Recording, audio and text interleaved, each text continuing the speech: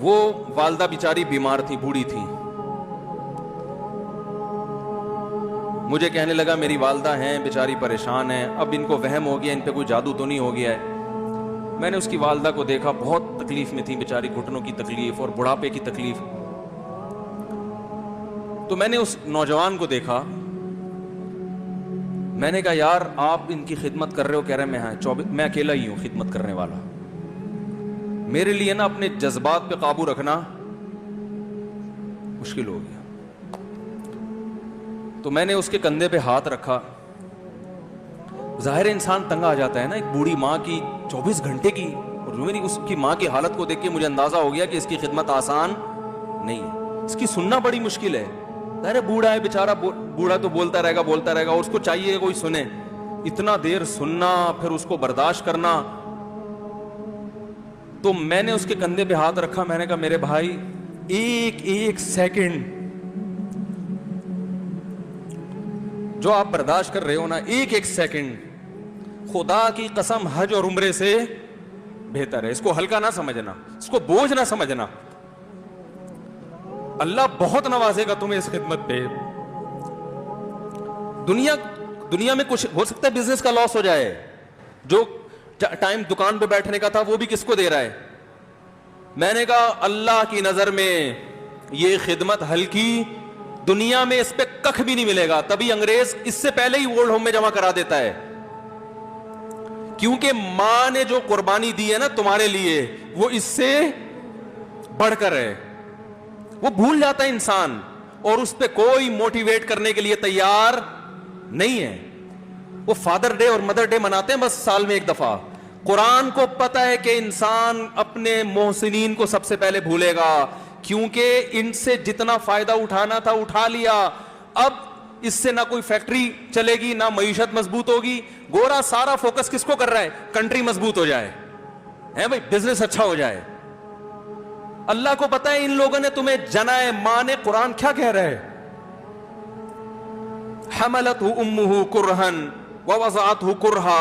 اس ماں نے تمہیں تکلیف سے پیٹ میں اٹھایا اور تکلیف سے تمہیں جنا ہے. وحملہ وفصالہ 30 شہرا. اور جب دودھ پیتے بچے تھے نا, 2.5 سال اپنی گود سے چپکا کے رکھا ہے اس نے. 2.5 سال, ایک سیکنڈ کے لیے الگ نہیں ہوتی تھی.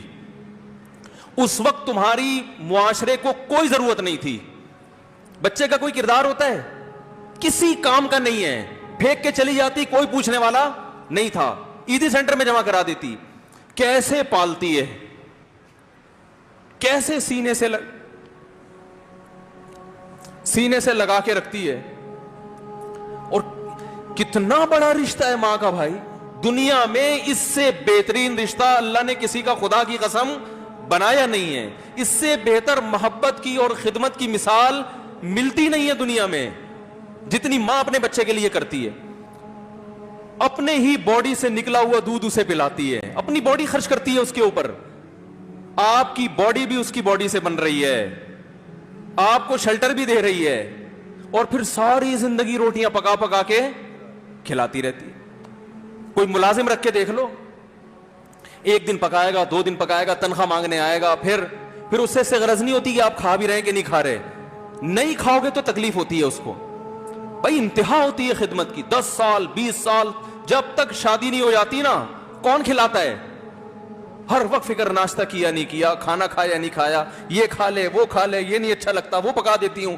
او بھائی کسی کو کرائے پر لے کر آؤ, کسی کو تنخواہ پہ رکھو, خدا کی قسم عذاب میں آ جائے گا, تنگ آ جائے گا تھوڑے دنوں میں وہ.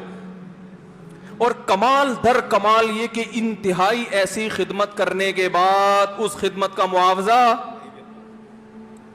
بولو بھائی, نہیں مانگتی. تو جب وہ بوڑھی ہوتی ہے تو انسان وہ سارا پروسیس, بولو بھائی, بھول جاتا ہے. اب اس کو یہ بوجھ لگتا ہے, کھانس رہی ہے, گھٹنوں میں تکلیف ہے. اللہ چونکہ یاد رکھتا ہے, اس لیے اس نے قرآن میں بار بار ماں باپ کو بیان کیا ہے, بہت زیادہ.